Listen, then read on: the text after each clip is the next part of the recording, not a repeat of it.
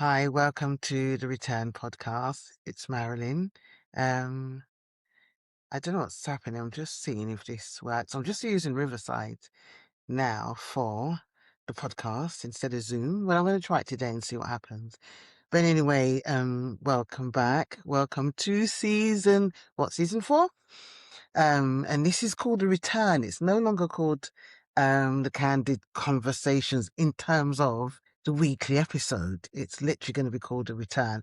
But the podcast is still called The Candid Conversations.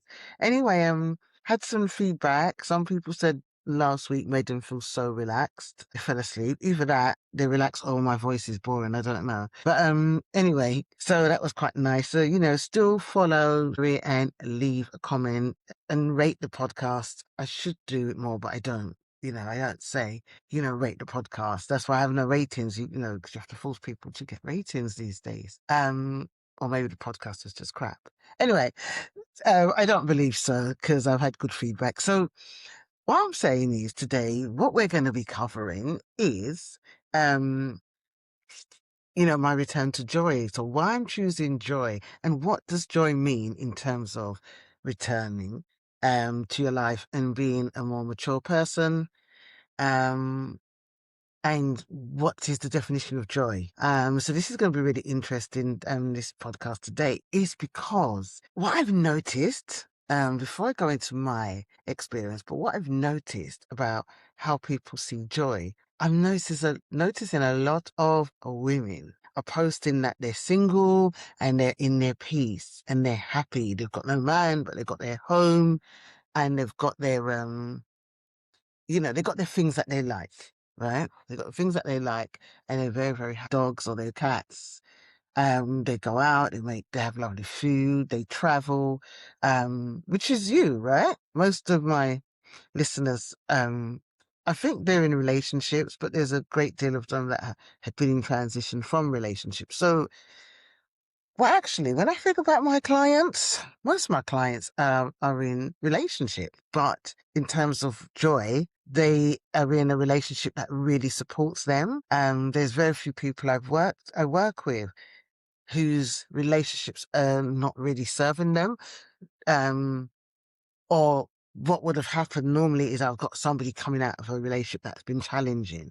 But most of the women that I've worked with, they've either got into a relationship or they're just single, and happy either way. So I don't want to be waffling on, but what I'm saying is that the women I work for have a sense of joy, even if it's something small, and they can identify what joy is. And let's start from here. How do you identify joy? Because to some people, joy could be going for a good rave.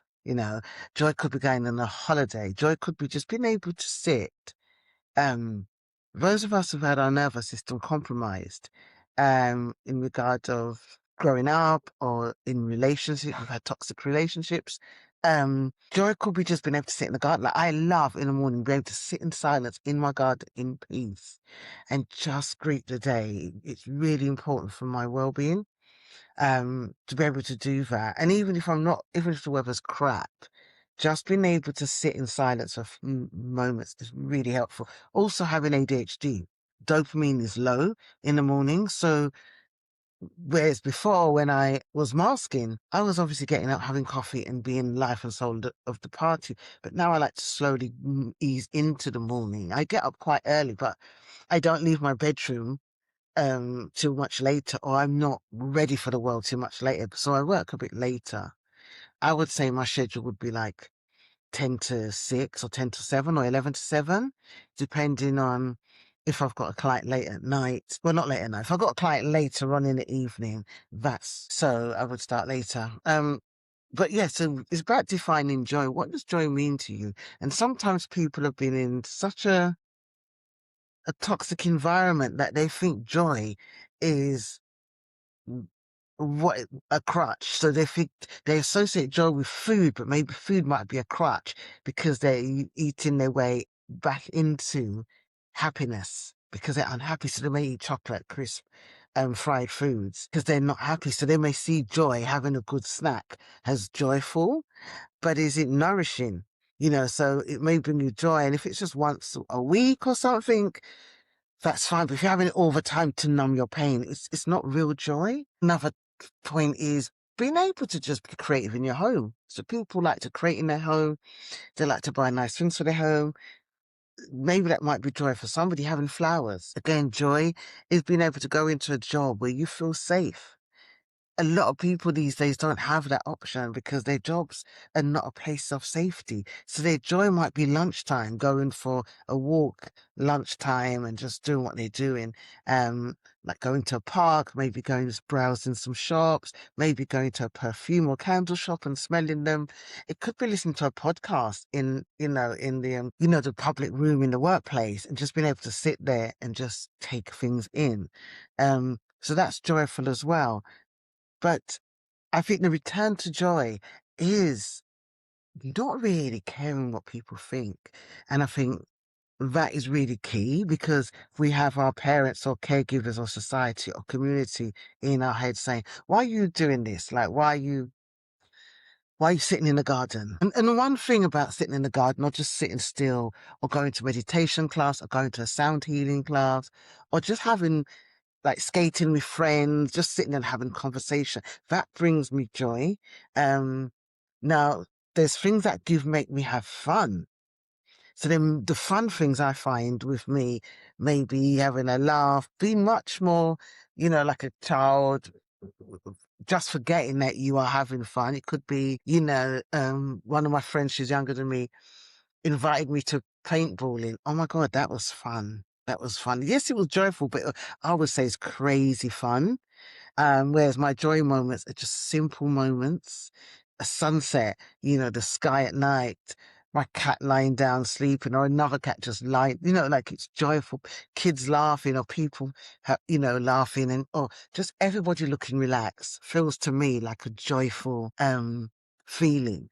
So for me, it's about that. And I think that we don't realize what joy is, especially women of color, because of this. Oh, I've got to look after everybody but myself. We don't know what joy is. Um, we associate with that with fun, or we associate that with duty, and we think it's joyful because people want. I love being around my family, and therefore it makes it feel so good being around my family. Whereas actually, that may make you happy, but it may not bring you joy because there's other stuff that may go on.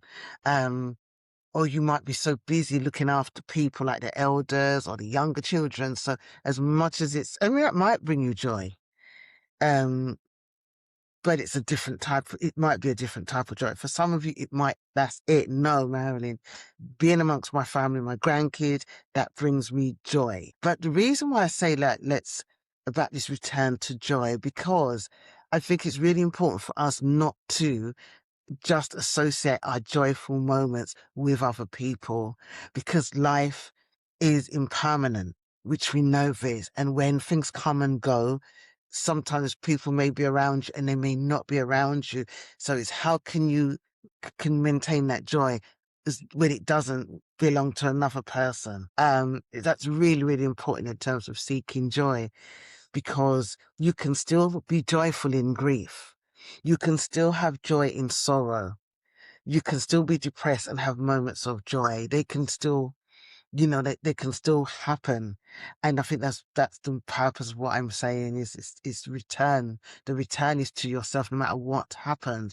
You go off course and you go back, and it's the return to come to yourself. And me, it's really important, to return to joy. I've really made a clue. And also, for me, I was doing joyful things. I was having lots of fun roller skating. And then it no longer became fun because what was happening was getting obsessed, or I want to record, I want to see my progress. I want to make sure I know how to do this, that, and the other. And it was just about recording and uploading rather than enjoying the experience.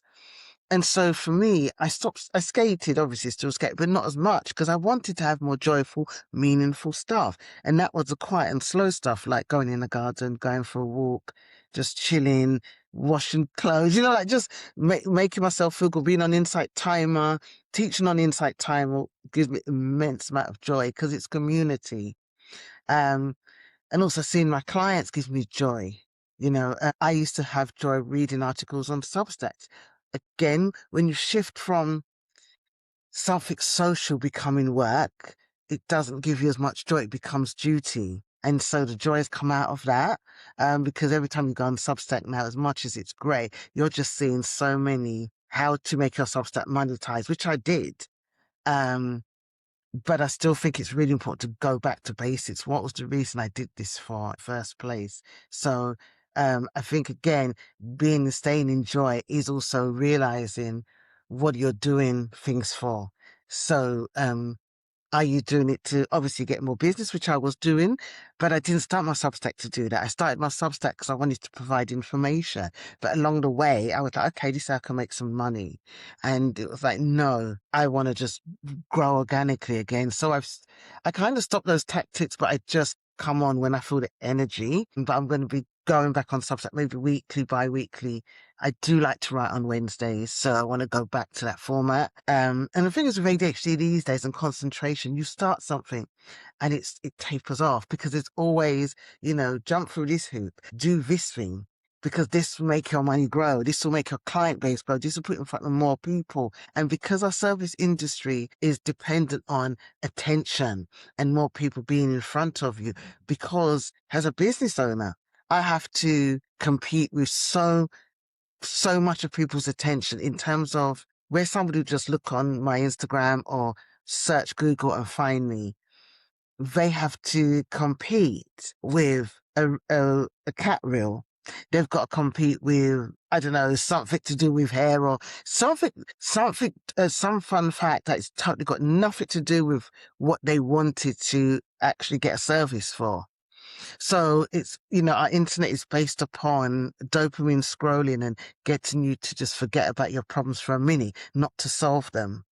And so you miss out when you try to get contact from people like myself or content from people like myself, because there's so many distractions that is interrupting that connection. And then what happens when I connect with people on the real world, everybody wants to connect and book me or buy something via a piece of artwork. It's because that interruption is not there. And so for business owners, that is not playing this game of jumping through hoops to get people to buy from them. It becomes really tedious because we're not getting a flow. We're getting a start and stop. So for me, when I knew that certain days I'm working with clients, those days, literally getting my clients to pin my clients down sometimes can be a challenge, where others it's really easy. They just show up on time, whatever. They just do what they have to do. But the process of getting someone to book is a really lot longer process, because I know that sometimes people don't have ready funds, but my clients do. They have funds because the cost of not working with me is greater for their business and their life. So that's not a problem. And I have a sliding scale as well, but it's actually getting people's attention. So it's that whole thing of um having to write, the myth of having to write a blog so people can find you.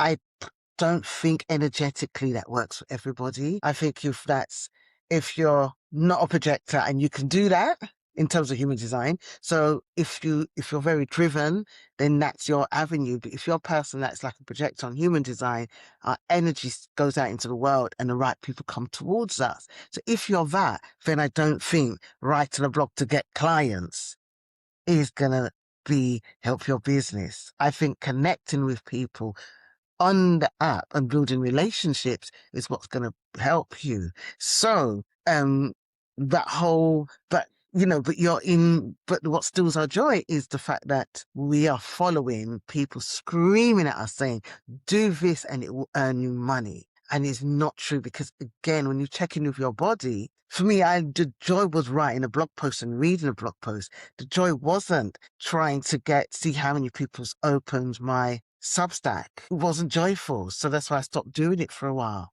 because I wanted to find the joy. And maybe if I have to go live, that's fine. But for me, I get what I need from Insight Timer, because people actually on the app to be on a live space. There's no other distraction apart from maybe recorded. but they want interaction. So that works. Turning Substack into a kind of a live portal, I think it works, and I don't think it works.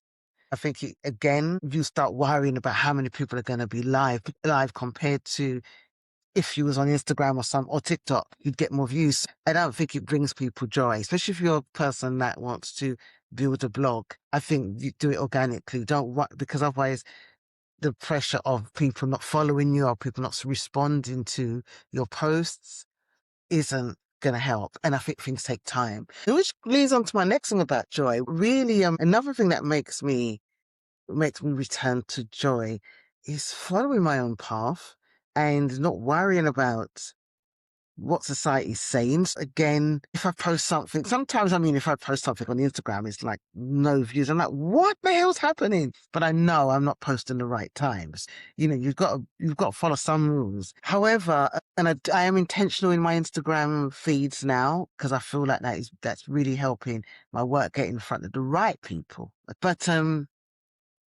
in terms of, um, like I said, the Substack, Insight Time is not a problem. I just go on there, people just come. It's amazing. It's really, really good. I've got a community there. So for me, I get filled up doing that.